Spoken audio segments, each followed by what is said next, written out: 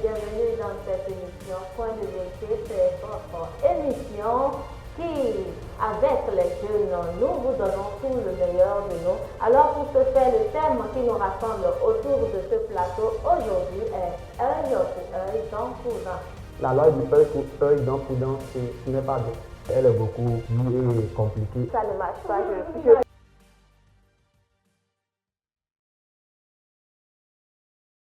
Shalom et bienvenue dans cette émission Point de vérité. C'est votre émission qui, avec les jeunes, nous vous donnons tout le meilleur de nous. Alors pour ce faire, le thème qui nous rassemble autour de ce plateau aujourd'hui est œil pour œil, dent pour dent. Et pour ce faire, nous avons 4 invités qui sont avec moi sur ce plateau. Il s'agit de M. Augustin Chabi, à qui je dis shalom déjà. Shalom. Vous allez bien? Je vais très bien. D'accord. Alors, deuxième invité qui est avec moi également, il s'agit de Mademoiselle Eliane Aladassi, la toute belle. Shalom. Comment Shalom, ça va très Vous bien. allez bien? Oui. D'accord. Eh bien, nous continuons cette présentation, cette fois-ci, avec Monsieur Mr. Chola. Comment ça va? Ça va super bien. Mr. Chola, Monsieur Mr. Chola, lequel préférez-vous? Tout. Tout. D'accord. D'accord, merci beaucoup d'être là. Alors, pour finir cette présentation, il s'agit de M. Kamel Semavo. Shalom. Shalom à tous. D'accord. J'espère que nous avons bien démarré la journée. D'accord. Alors, ce thème aujourd'hui, c'est vraiment un bon thème, n'est-ce C'est pas? un thème vraiment colossal. D'accord. Je crois que par la grâce de Dieu, nous allons débriefer sur la. Oh, d'accord. Merci à tous et merci de répondre à notre invitation. Merci. D'accord. Alors, pour ce faire, je rappelle que cette émission est constituée de 2 parties. Eh bien, c'est la première partie avec nos invités aujourd'hui. Et pour ce faire, nous allons rentrer dans le vif de notre sujet. Je rappelle que le thème d'aujourd'hui est œil pour œil, dent pour dent. Alors, ma toute première question, je vais l'adresser à notre cher Monsieur Augustin. Monsieur Augustin, Oui. Je sais qu'au moment où vous étiez peut-être jeune, vous mettez en pratique ce terme, œil pour œil, dent pour dent, ou quand quelqu'un vous fait quelque chose, vous lui rendez le coup. Alors, qu'est-ce que cela vous inspire? Un petit rappel. Merci bien de m'avoir accordé la parole. Oui. Ok, ce thème parlant d'œil pour œil, dent pour dent, comme vous venez de le dire, au moment que j'étais toute jeune, Oui.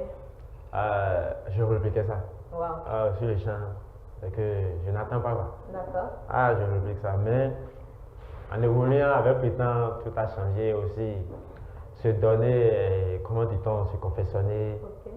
devenir une nouvelle créature pour le Seigneur a changé tout. Et c'est qu'on essaie de se maintenir, mais ce n'est pas facile. D'accord. Maintenant, ce qu'on entend par œil pour œil, dent pour dent, c'est répliquer une faute commise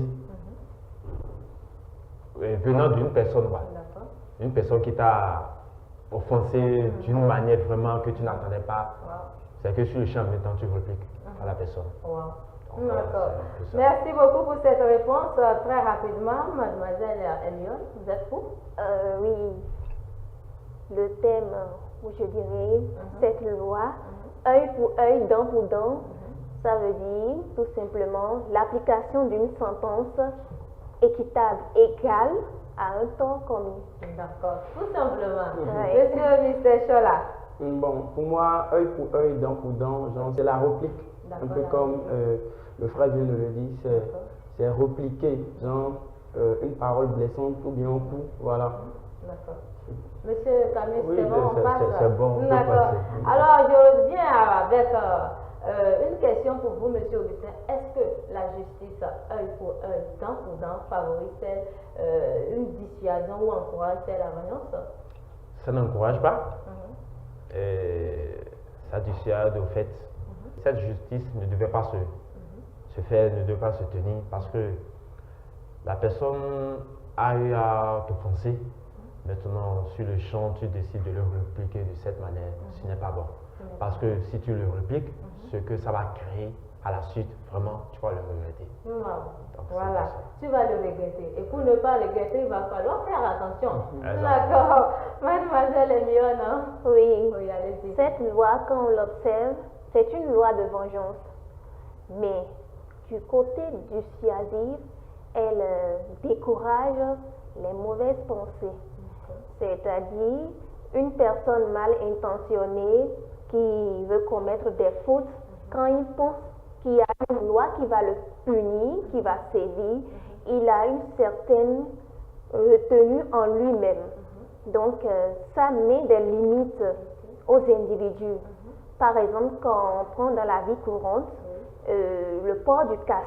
Les policiers sont là pour arrêter. C'est des infractions. Et quand tu ne portes pas ton casque, le policier va t'arrêter parce que tu es en infraction et on va t'appliquer la loi, on va t'appliquer la sentence. Et là, tu es tombé dans le piège. Donc, celui qui ne veut pas être attrapé par la loi, il respecte simplement les règles. Il se dit, ah, si je commets telle faute, il y a une telle loi qui est là, qui va me frapper. Et donc, il faut que je sois correcte, que je suive les bonnes règles. C'est ça. Et c'est très important. Hein?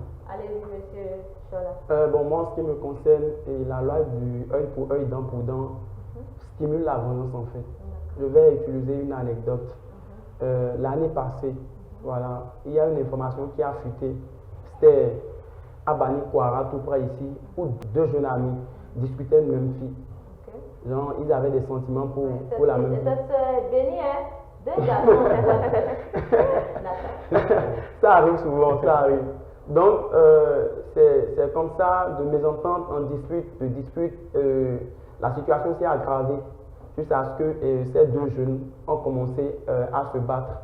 Voilà. Donc, c'est au cours de cette bataille, au cours de cette mésentente que, sous l'effet de la colère, il a pris une bouteille, il l'a cassée, il a poignardé son second. Il a perdu la vie sur ce coup. Donc maintenant, les parents de ces derniers-là, de celui qui a été victime, genre, ayant appris l'information, ils ont été révoltés. Genre comment ça peut se faire que quelqu'un ôte la vie de notre enfant, de notre frère. Donc c'est comme ça, cette famille-là, ils se sont levés, ils n'ont même pas fait recours aux forces de l'autre. En même temps, ils sont partis et ils ont battu l'autre à mort. Genre, ils ont rendu le coup. Donc là, je pense que c'est de l'œil pour œil, dent pour dent. Et voilà, par rapport à ça, vous voyez. Donc ça n'a fait qu'empirer les choses en fait. Donc de cette mésentente, il y a la vengeance qui est là et il y a un crime qui est posé. Je pense que vraiment, la loi du œil pour œil, dent pour dent, ce n'est pas bien. Non, monsieur Kamesh, Oui, cette loi, cette vraiment, loi. elle est vraiment dure. Cette loi, elle est beaucoup dure et compliquée. Heureusement que cette loi a été atténuée par les principes du pardon et de la légitime défense. Je bénis Dieu pour ça. Cependant, n'oublions pas que cette loi a son côté positif dans certains contextes donnés. Quand on prend l'exemple que Mme Hermione vient de donner, nous voyons clairement que si on n'a pas commencé par appliquer la loi, nous les citoyens, nous n'allons pas porter nos casques. Et là, c'est mauvais. Donc, d'une manière ou d'une autre, cette loi a quand même sa raison d'être. Ça peut dissuader les gens, empêcher les gens d'aller au bout de leurs idées qui ne sont pas bonnes. Et ça peut empêcher les gens de commettre des crimes, de commettre des actes qui n'honorent pas Dieu, qui ne sont pas bonnes. Donc, je pense que en fonction du contexte, nous devons voir si ça encourage la vengeance ou bien ça permet aux gens d'être quand même d'une manière ou d'une autre en règle avec la société. Et moi, je pense que si cette loi était encore en vigueur dans notre société actuelle, il y aura beaucoup de choses qui seront canalisées. Nous serons beaucoup plus respectueux, nous serons beaucoup plus dans l'éthique et dans tout ce qui est bien. Comme cette loi a été atténuée, nous pouvons voir aujourd'hui un enfant ou bien quelqu'un, quelque chose lui passe par la tête et puis il commet, et puis il sait que bon, il va passer peut-être quelques mois seulement en prison et puis après, c'est fini. Wow.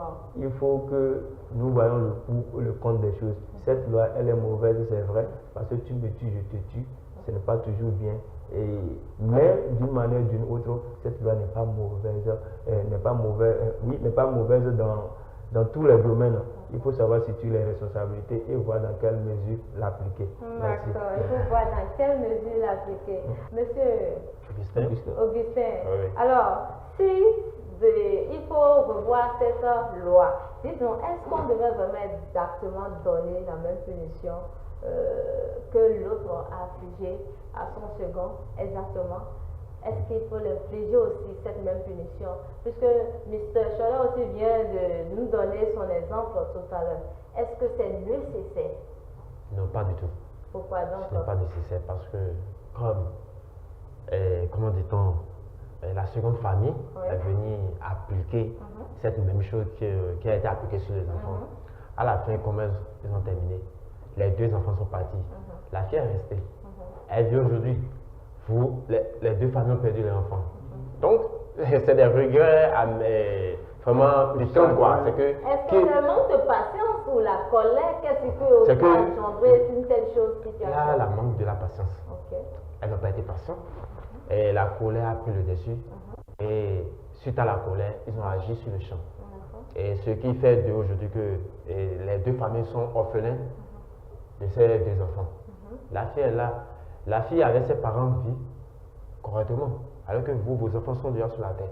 Vraiment, à ce niveau, je ne suis pas du tout. Je ne suis pas pour. Peut-être que le diable a pris le dessus. Ah. Ou monsieur Kamesh. Peut-être que le diable a pris le dessus. Mais avant que le diable c'est nous-mêmes qui favorisons ça.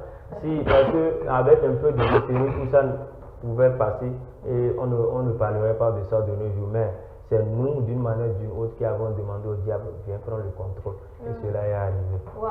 Oui, Donc quand la porte est ouverte, le diable va profiter pour entrer. D'accord, alors mademoiselle, vous êtes calme, je pense qu'on ne peut pas appliquer la même punition pour une faute commise. On ne peut pas.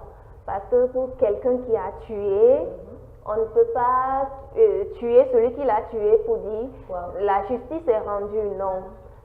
Et quand on observe dans la société aujourd'hui, il y a des lois qui sont établies où quand quelqu'un commet une faute, il y a des punitions qu'on l'applique pour pouvoir le ramener à la repentance, pour pouvoir le ramener à la raison.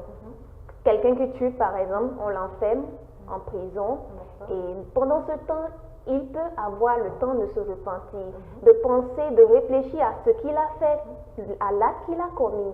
Et là, il revient à lui-même. Et quand il va sortir, peut-être qu'il ne fera plus cela, c'est lui qui va conseiller aux gens, ne fais plus ceci, ne fais plus ça. Ah oui, mais si on l'avait tué, c'était du perdu. Donc, rendre la même punition, ça ne marche pas, je pense. Merci beaucoup. Ah, M. Chola, voilà, votre exemple personnel, par exemple, est-ce que vous avez déjà l'habitude de le faire ou bien vous avez arrêté? Bon, avant ma conversion, oui. Hein.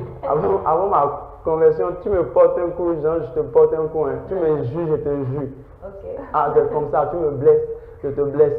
Mais avec ma conversion, vous savez, avec le Saint-Esprit, c'est plus pareil. Ça passe. Voilà. Vous pardonnez tout. Ouais. Je mets en pratique les commandements du Seigneur, qui nous demandent de ne pas rendre de mal par le mal. D'accord. Donc, votre réponse est non. C'est non. C'est non. D'accord. Alors, vous savez qu'il y a de ces parents qui disent à leur propre enfant, si tu sors, qu'il te tape, que ton ami te tape, frappe-le. Qu'est-ce qu'on peut dire de ces parents? Qu'est-ce qu'on peut dire à ces parents-là qui conseillent à ces enfants d'agir de la sorte? Oui, moi je dirais que ces parents sont en train de forger leurs enfants à être violents. Ils apprennent à leurs enfants à être violents d'une part, et au même moment, ils sont en train d'apprendre à l'enfant d'éviter d'être lâche. Wow. Oui, parce que la société dans laquelle nous sommes, c'est d'abord elle qui nous combat. Quand tu es né, tu sais que bon, il y a un combat que tu dois mener.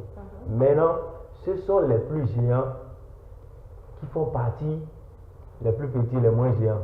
Quand vous allez dans la forêt, on est d'accord que ceux qui souffrent les plus dans la forêt, ce sont les zèbres. Parce que les autres, ils n'ont pas de défense en tant que tels. Donc, c'est pour dire que les parents qui enseignent cela, ils sont en train, selon eux, d'apprendre à l'enfant d'être prêt pour affronter cette société dans laquelle nous sommes. Et au même moment, ils apprennent à l'enfant à être violent. Moi, je prends mon exemple. Quand moi j'étais beaucoup plus petit, j'étais vraiment très calme. Je ne réagissais presque pas à tout. Donc, peu importe ce qu'on fait, je suis là seulement, je ne dis rien. Je n'ai pas appris à être violent, à être agressif, tout ça. Et ça a affecté d'une manière ou d'une autre et ma manière d'être. Mais j'imagine si mes parents me disent, si quelqu'un de tape, au lieu de venir pleurnicher ici, il faut répliquer rapidement pour qu'on sache. Je crois que ça m'aurait quand même réveillé, me donner certains atouts. Parce que de nos jours, si tu n'apprends pas à te défendre, la société va te manger cru et très rapidement.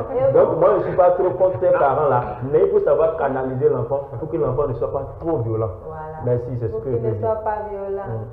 Ok, d'accord. Sinon que ce n'est pas facile de voir aussi un homme se laisser faire, voilà. où on est en train de monter sur sa tête. Non, ce n'est pas possible. C'est pas bon. Et ça ne va pas cette famille-là aussi. Vous n'avez plus de nonchalance dans votre famille.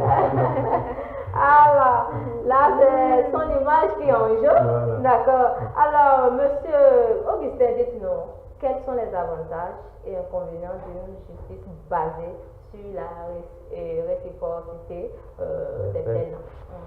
Ok. Comme il vient de le dire que ces choses que ces parents donnent aux enfants, à leurs enfants, c'est que là, une partie positive et aussi une partie négative. C'est que c'est vrai. C'est que les avantages, c'est que ça te permet, c'est que de mieux te protéger, quoi. Oui. Toute personne, parce que tu peux quitter ta ville et te retrouver dans autre ville et tu ne connais personne. Maintenant tu te retrouves dans cette ville et subitement c'est que ceux avec qui, c'est que des petits dont tu dépasses, c'est que qui ne peut même pas te manquer de respect, c'est que à cause d'une simple erreur, c'est que commence par t'embêter, c'est que tu essaies de les mettre à leur place. Et te laisse la porte pour que tu passes, quoi. Donc, c'est que là, nous avons plusieurs avantages de ce côté-là. Donc, si nous allons entrer dedans, le temps va passer. Donc, le côté négatif, c'est que ça crée des choses que nous finissons par regretter.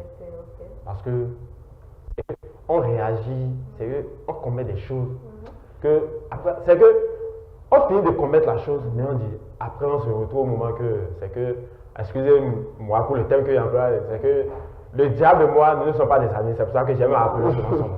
Donc, c'est que après que le diable t'a lâché, et que tu te retrouves et que le Saint-Esprit prend le contrôle de l'atmosphère, c'est que tu commences par regretter, pourquoi j'ai fait ci, pourquoi j'ai fait ça. Donc, c'est le côté négatif. À vous entendre, c'est comme si vous avez vécu cela. Ah, j'ai vécu, je l'ai vécu. Beaucoup. D'accord. Mademoiselle Eliane, allez-y. Avantages et inconvénients.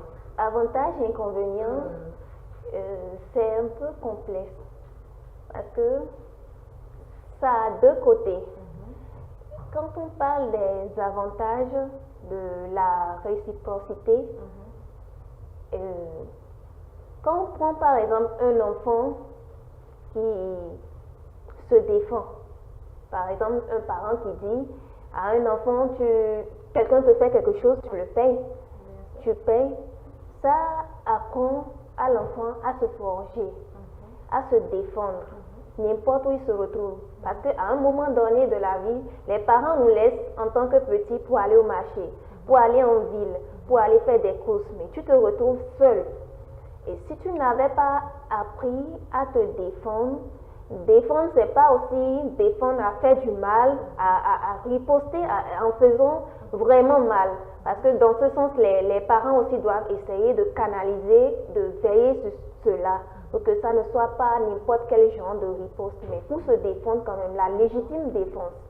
Donc, l'avantage là, c'est que ça permet à l'enfant de se forger en grandissant dans la société où il est.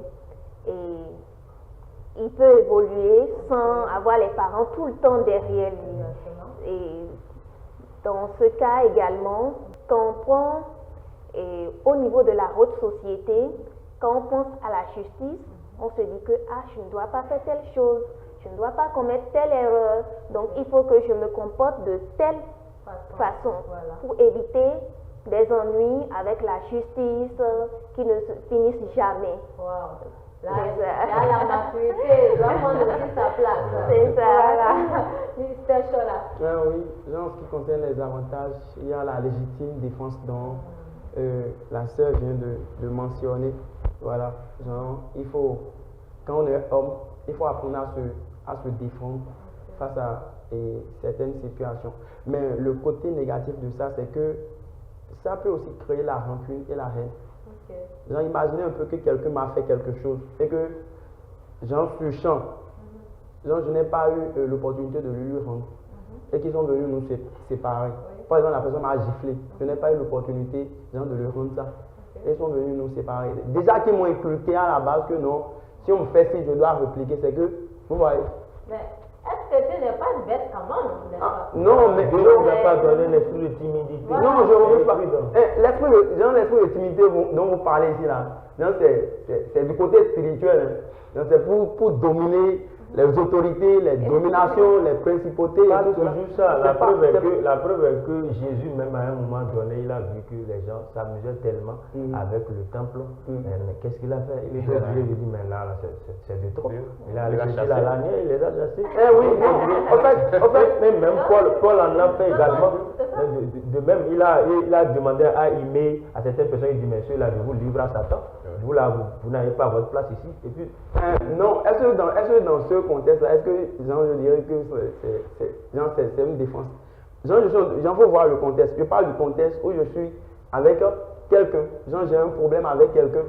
Vous comprenez? J'ai quelque chose, il me parle mal ou bien il me renie devant tout le monde. Vous voyez un peu? Or que moi, j'ai été éduqué à rendre le coup forcément. Je peux développer de la haine ou bien de la rancune vis-à-vis de lui si je n'arrive pas à le rendre le coup sur place. Donc, par rapport à ça, il faut vraiment avoir la sagesse de Dieu, genre pour ne pas développer des sentiments qui ne sont pas bons et toute la rancune dans le cœur. Donc, Le pardon également. Chola. oui, moi je voudrais quand même contredire un peu ce que M. Chola vient de dire. Parce que vous voyez, et il faut que dans nos assemblées, les gens nous enseignent certaines choses qui nous permettent vraiment d'être équilibrés. Il a donné un exemple. Quelqu'un m'a renié devant tout le monde et puis bon, vraiment, ça peut m'amener à développer ce que c'est que la haine, ce que c'est que la rancune envers ce dernier. Oui, envers ce dernier. Mais ce que moi je veux dire, c'est ceci. Il faut que nous sachions que dans notre marche chrétienne, il y a plusieurs épreuves, il y a plusieurs tentations. Est-ce que je vais appeler ça tentation? En tout cas, plusieurs épreuves par lesquelles nous devons passer. L'épreuve peut-être du temps, l'épreuve du feu, l'épreuve de il y a plusieurs. Et ça, par exemple, ou peut-être supposons que c'est un responsable ecclésiastique, le pasteur, par exemple, est devant l'assemblée. Il te renie comme ça. Voilà que bon, ton ego est là. Il faut que nous sachions que là, c'est sûr que c'est une épreuve. Le Seigneur veut peut-être juger ma patience, veut juger ma capacité à pardonner. Parce que tu te dis, mais c'est l'homme de Dieu, lui qui est censé normalement faire truc, c'est lui qui parle comme ça pour renier les gens. Non, mais lui n'est pas vraiment de Dieu. Qu'est-ce qu'il va faire? Je ne sais pas si vous comprenez. Donc, il faut que nous sachions faire la part des choses pour savoir que, ça c'est certainement une épreuve. Le Seigneur veut tester ma patience, il veut tester ma manière de pardonner et d'aimer réellement ceux qui me font du mal. C'est ce que je veux juste dire. Et c'est une manière de diluer sa colère. Sa colère et de fondre ça complètement. D'accord, merci beaucoup pour cette réponse. Alors, toute dernière, ou bien vous avez quelque chose à dire? Non, c'est bon. Ça peut aller. D'accord. Dans quelle mesure ou principe est-il compatible avec les valeurs humanitaires et les droits de l'homme? Là, parce que je n'ai pas de grand chose à dire. Si nous allons concernant le droit de l'homme, la justice il le faut, mais avec sagesse et la douceur. Ok, la douceur. Donc on réprimande avec douceur. Ouais. D'accord. Ok. Mademoiselle Elion. Je pense que elle est compatible dans la mesure où elle prépare les hommes à une réinsertion dans la société. Oui, Un changement radical. c'est ça. D'accord. Et c'est Chola. Donc, par rapport à ça, j'ai vraiment rien à dire. Wow. J'ai rien. Moi, je veux dire, bon, par rapport aux valeurs humanitaires, c'est compatible. On vient de le dire. Quand on applique la loi du talion, un œil pour œil, dent pour dent, c'est compatible parce que quoi? Si je sais que je commets cet acte, je tue quelqu'un, on va me tuer, ça va faire de sorte que je vais me ressaisir sur certaines valeurs, c'est-à-dire je vais éviter de commettre certaines choses dans la société. Maintenant, par rapport aux droits de l'homme, là c'est beaucoup plus compliqué parce que si moi tu tues un de mes parents et puis toi tu as seulement peut-être 6 mois passé en prison, c'est compliqué. Je crois que là c'est pas compatible du tout. Donc il faut revenir simplement au pardon. Sinon nous ne pouvons pas appliquer la loi du c'est pas pardon. facile, M. Gamis. Oui, c'est pas facile. En fait, c'est ça être chrétien. C'est ça chrétien. Parce que Dieu ne prendra jamais, ne te demandera jamais ce que tu vas donner facilement. Mais c'est pour ça que de nos jours, pour vraiment toucher le cœur de Dieu, c'est difficile. On ne donne que le surplus qu'on a. On ne donne que ce que nous pouvons donner facilement. Alors que Dieu veut que nous donnions ce qui va nous faire mal. Dieu veut que nous fassions des sacrifices. Et quand on parle de sacrifice, il y a forcément quelque chose de douloureux dedans. Quelque chose de vraiment compliqué dedans. Comme l'exemple de Dieu, il a donné son fils, l'unique. Oh, celui qui est vraiment amoureux, c'est ce Dieu. C'est ce Dieu. Et il nous demande d'être à son image. Voilà. Donc je pense que parlant des droits de l'homme, rien sur cette terre ne pourra régler peut-être le tort que quelqu'un nous a causé. La seule chose à faire, c'est le pardon. On peut dire que c'est l'identité du chrétien. Voilà. Merci beaucoup. Merci. J'espère que vous n'avez plus soif d'une parole. Ça peut aller. Moi, je voudrais dire quelque chose. J'ai compris, après analyse, qu'aujourd'hui, c'est beaucoup plus les chrétiens qui appliquent la loi du talion. Ce que c'est que œil pour œil, dent pour dent, c'est beaucoup plus les chrétiens qui l'appliquent parce qu'ils se disent, parce que nous sommes dans la chrétienté, nous sommes en train de dire que nous sommes chrétiens, les gens abusent tellement et ils me font ci, ils me font ça. Il faut que j'essaie quand même de mettre certaines personnes sur les rails pour qu'ils sachent que je ne suis pas aussi n'importe qui. Je ne sais pas si vous comprenez, parce que le jeu est là. Voilà, et puis c'est là. Et par contre, quand nous voyons ceux qui nous entourent, c'est beaucoup plus, ils inspirent beaucoup plus encore ce pardon-là. C'est vrai que d'autres, dans le secret, c'est dans le secret, ils envoient les choses.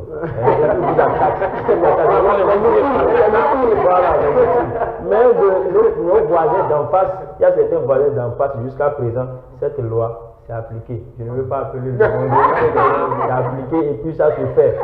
Que le Seigneur nous aide. Merci beaucoup à vous tous. Merci beaucoup pour toutes ces différentes réponses. Que Dieu vous bénisse. Amen. Alors, chers amis, chers téléspectateurs, c'est la toute première phase de cette émission. Nous allons maintenant à la rencontre de notre cher conseiller de cette émission après cette pub.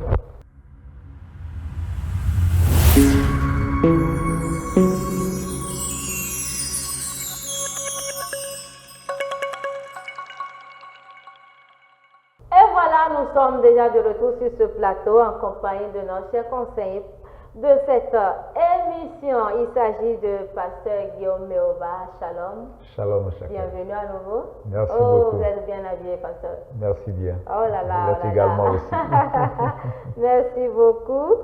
Alors, aujourd'hui, nous avons parlé autour d'un nouveau thème, œil pour œil, dent pour dent. Et c'est ce que nous remarquons aujourd'hui dans la société. Alors, Pasteur, dites-nous, puisque de vous, nous recevons la nourriture qu'il nous faut, les conseils et surtout ces paroles de sagesse. Dites-nous dans quelle mesure ce principe est-il compatible avec les valeurs humanitaires aujourd'hui et les droits de l'homme? Merci beaucoup, Shakira, pour ce nouveau thème, œil pour œil, dent pour dent, qui relève d'une expression que Dieu a utilisée lorsqu'il a instruisait Moïse en ce qui concerne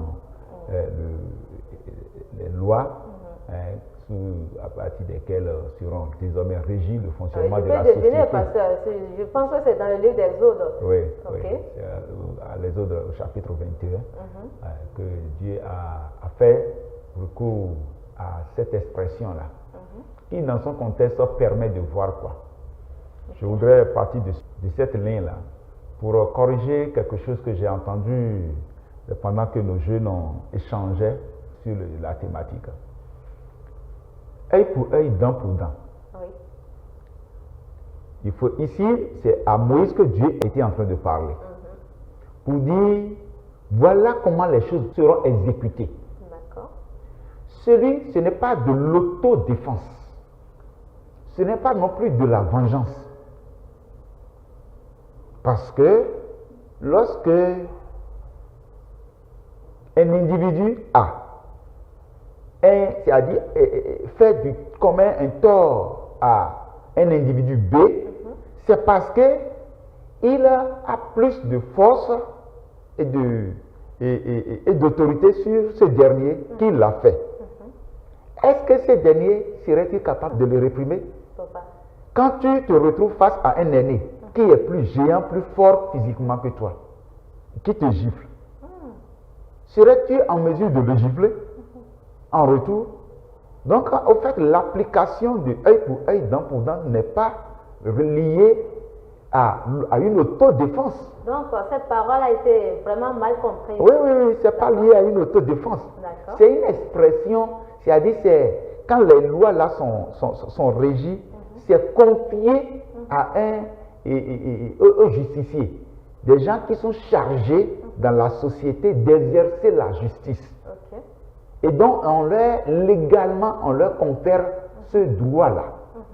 Et ils sont là pour veiller sur le bon fonctionnement de la société. C'est pareil aussi à la parole qui dit quand quelqu'un te gifle, donne-lui l'autre jour. Ça, nous sommes dans le cadre du Nouveau Testament. Nous allons évoluer d'abord avec ceci. Et donc, lorsque Dieu dit ce que tel que vous allez fonctionner, quand quelqu'un commet ici, il faut lui faire ça, c'est pour montrer tout simplement quoi. L'expression n'est pas venue dans un vide comme ça, c'est dans un contexte que c'est arrivé. Dieu, avant d'arriver là, a commencé par parler.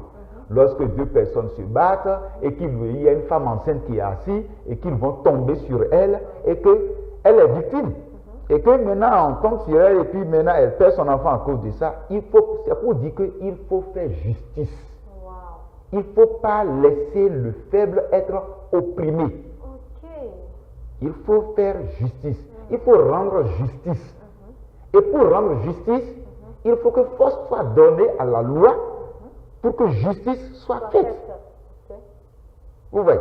Et donc, lorsque quelqu'un commet une infraction donnée, voilà comment ceux qui seront installés légalement dans la société pour rendre justice vont se comporter. Il ne faut pas que les choses soient faites de façon biaisée et que la loi soit connue de tous. Aujourd'hui, nos législateurs s'en ont inspiré pour pouvoir établir, voter des lois qui fait cela.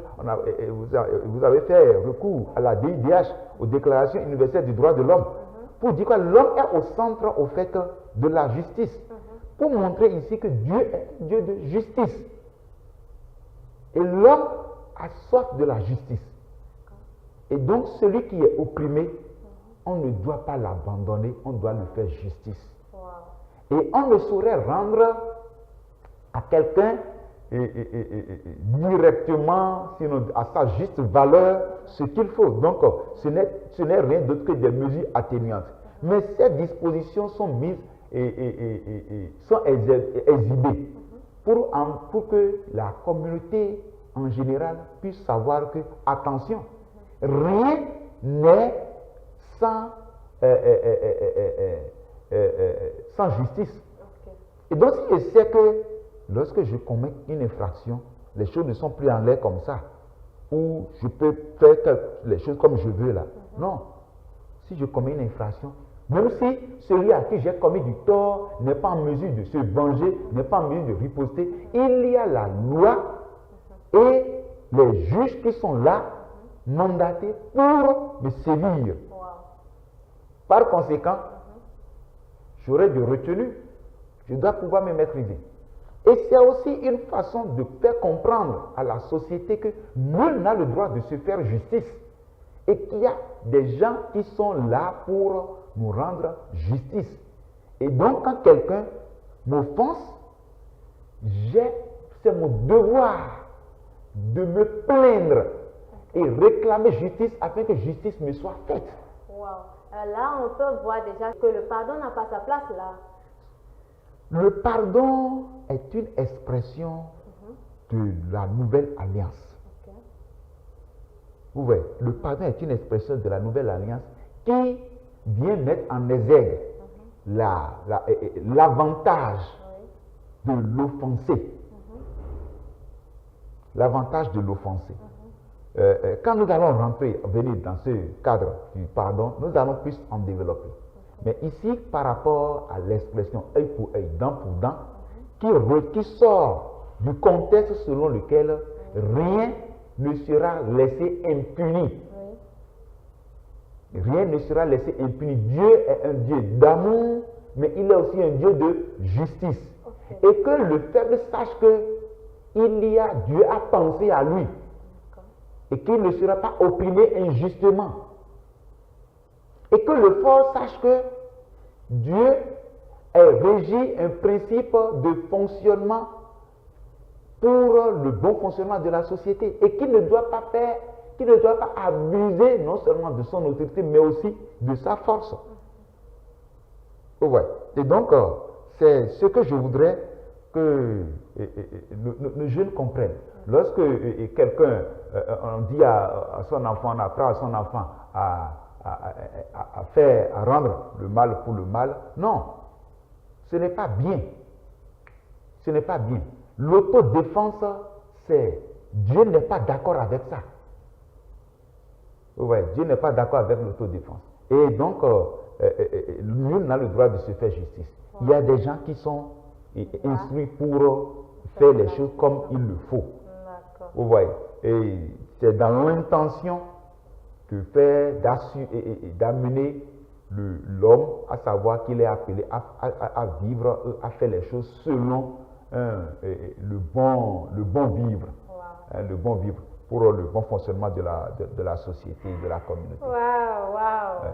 Jésus a rappelé dans l'évangile de Matthieu chapitre 5 qu'il n'est pas venu pour abolir la loi, mais c'est pour l'accomplir. Wow. Oui, c'est pour l'accomplir. Donner ce qui est à César, et à Dieu ce qui est à Dieu, à Dieu. Donc il doit donner à chacun ce qui lui est revenu. Merci beaucoup, pasteur. Que Dieu vous bénisse. Vous venez encore et encore de nourrir notre esprit. Et je pense que tous ceux-là qui sont en train de nous suivre en ce moment ont compris la leçon et les conseils. Est-ce que vous avez quelque chose d'autre à dire? Bon, comme d'habitude, je vais toujours continuer à m'adresser à tous ces jeunes et téléspectateurs qui nous suivent depuis les locaux de la MSC TV pour dire que nul n'a le droit de se faire justice. Et comme l'a dit un écrivain Gandhi, qui dit si l'œil pour œil, dent pour dent doivent être exécutés de façon directe dans la société, les communautés seront désormais édentées. Et donc on ne va pas tuer parce que quelqu'un a tué, mais on doit mettre les valeurs humaines au centre de la société. Voilà. Et que l'on sache raison garder et développer cette patience. Voilà. Et faire recours aux professionnels qui sont chargés de faire les choses comme cela se doit. Nul n'a le droit de se faire justice. Merci beaucoup, pasteur. Que Dieu vous fortifie. Amen. Nous allons encore nous retrouver pour la deuxième partie de cette émission. Bien sûr. D'accord. Alors, dans cette affaire, nul n'a le droit de se faire justice. A-t-il dit l'homme assis avec moi sur ce plateau? Eh bien, c'est déjà terminé pour cette émission aujourd'hui. Sachez que ce n'est pas terminé parce qu'il y a encore la deuxième partie qui vous reviendra et encore avec les invités qui répondent mes fautes. Merci beaucoup de rester fidèle à la MSC TV. Que Dieu vous bénisse.